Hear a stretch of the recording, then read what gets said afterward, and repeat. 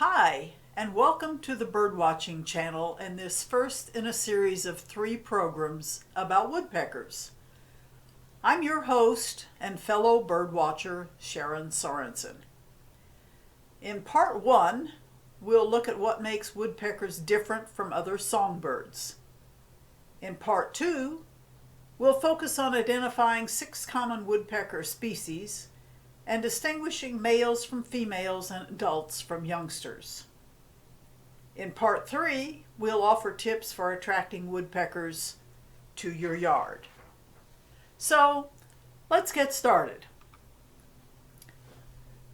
Woodpeckers have unique features that make them very different from other songbirds. Unique enough that you can probably look at a bird and say, you know what, I think that's a woodpecker. And so there are certain features that are part of the anatomy, part of their appearance, that make you say, yeah, I think that's a woodpecker. So they've evolved into some odd little creatures that make them pretty special. First of all, woodpeckers have chisels for beaks. And think of that as a woodworking tool.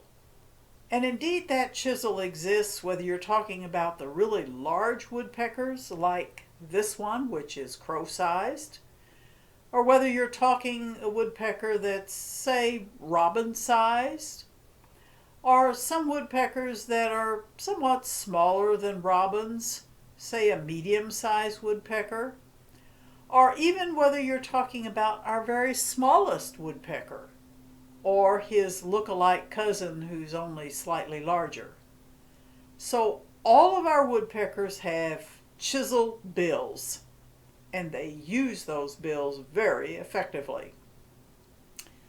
Another thing that makes woodpeckers different is that they eat bugs. And I know what you're saying, wait a minute, lots of birds eat bugs, and you are, of course, absolutely right. Song sparrows eat bugs and feed their babies lots of bugs. Eastern bluebirds eat bugs. House wrens eat bugs. And oh my goodness, the list goes on and on. In fact, 96% of all songbirds feed their babies bugs. So why would I say that woodpeckers are set apart because they eat bugs? Well, it's because woodpeckers eat bugs that they glean from tree bark. When they chisel into the tree bark, they are looking for probably bark beetles or whatever other kind of insect might be in or under that bark. They also drill into decaying wood to find their bugs. And the more rotten it is, then obviously the more likely there are going to be bugs of all kinds there. And sometimes, in fact, they even drill out cavities, feeding cavities, to get to those bugs. So, yep, they eat bugs that come from trees. Next, they nest in tree cavities. And again, I'm betting you're thinking, well, wait a minute.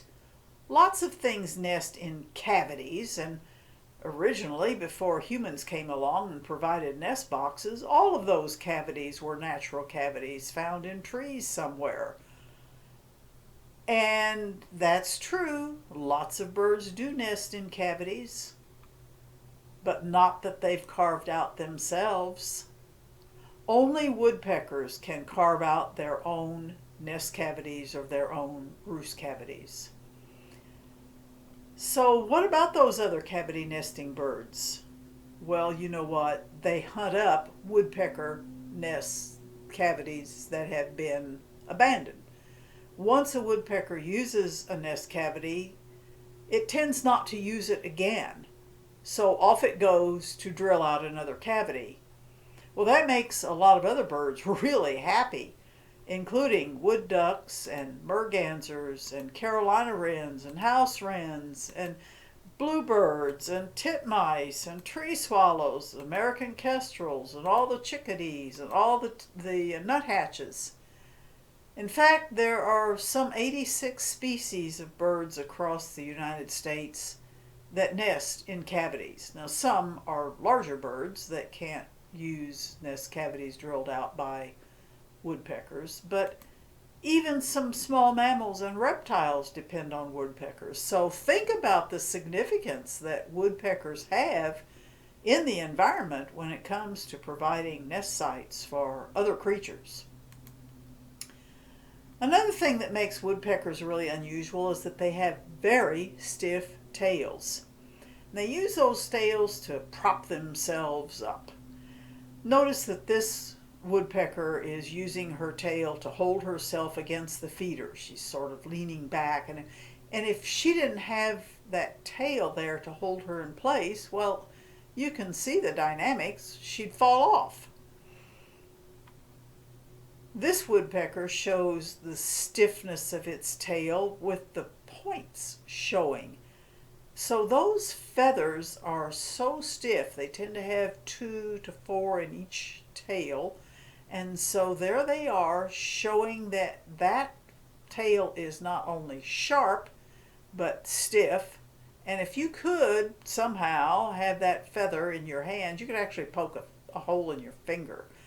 So it's stiff enough that you could almost think of it as a pick or an awl. Think of it as another woodworking tool.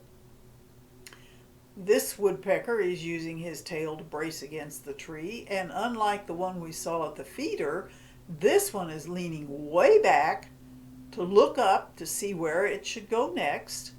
And so again, without the tail, he would not be able to lean back in that position and forage successfully. Even when they're perched on small branches, they'll use the tail to balance themselves, to steady themselves, to hold themselves in position. Another unique feature is that woodpeckers have 2 toes forward and 2 toes back. And that's obviously a real asset when it comes to climbing up a tree trunk, hitching their way up, or clinging to the tree trunk as they move around sideways from left to right around the trunk. You know, other songbirds have 3 toes forward and 1 toe back, but they're usually perched in a more or less horizontal position. Woodpeckers, on the other hand, are almost always perched in a vertical position, so the toes help. Next, woodpeckers have really long tongues, and those long tongues are barbed and sticky because they can poke those tongues into the holes they've chiseled out and get a hold of the bugs and drag them out. So that's important. But you may be thinking, yeah, that's a long tongue, all right. And I have news for you. You're not recognizing the half of it, because woodpecker tongues are designed that go all the way to the back of the head, up over the top of the head, and down to the base of the upper bill. So they really use their tongues to an advantage for feeding. Now, we've talked about how much the birds hammer and chisel, and we already know that woodpeckers hammer to find their food, chiseling holes in the tree trunks, looking for beetles and other bugs. And we know that they hammer to hammer out, excavate nest cavities and roost cavities. And we also know that those cavities can be very deep. In fact, sometimes this woodpecker drills the holes so big and so deep that the tree breaks off. And then, poor guy, he has to start over again somewhere else. But the cavity, after all, does have to be large enough to hold the female and the eggs and the young.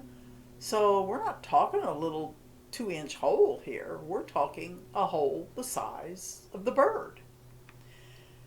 But one other thing that's really important about that hammering is that the males hammer to mark territory and attract mates. And the louder you hammer, the better you are. So at dawn, some woodpecker may awaken you hammering on your downspout or your vent pipe, and no, he's not stupid enough to think he's looking for bugs there. He's hammering on them because they make a lot of noise. And if you make a lot of noise, you must be a really strong guy. And if you're a really strong guy, then you're going to pass on great genes to the family and the girls are going to notice. So females are highly attracted to how much noise a male makes when he hammers. With all that hammering and all that chiseling, why don't woodpeckers get headaches? They have a couple of unique features that protect them. One is an extra large brain case, which holds the brain snugly in place, keeps it from jostling around. If we fall and hit our heads on the pavement, our brains jostle and we get bad headaches. Woodpeckers also have a set of muscle and bone structures at the base of their bills that cushion the blows. So we've taken a look at some unique features. Their chisel beaks. They chisel for bugs. They chisel out nests and roosts. They have very stiff tails. They have 2 toes front and 2 toes back, and very long tongues for probing into those chisely spots for the bugs. And they do some really noisy hammering. And in the midst of all that, they're headache free. So thank you for joining us to talk about the unique features of woodpeckers. I hope you'll join us next for identifying 6 common woodpeckers in the Midwest and Eastern United States. We wish you well and always enjoy birds in your binoculars.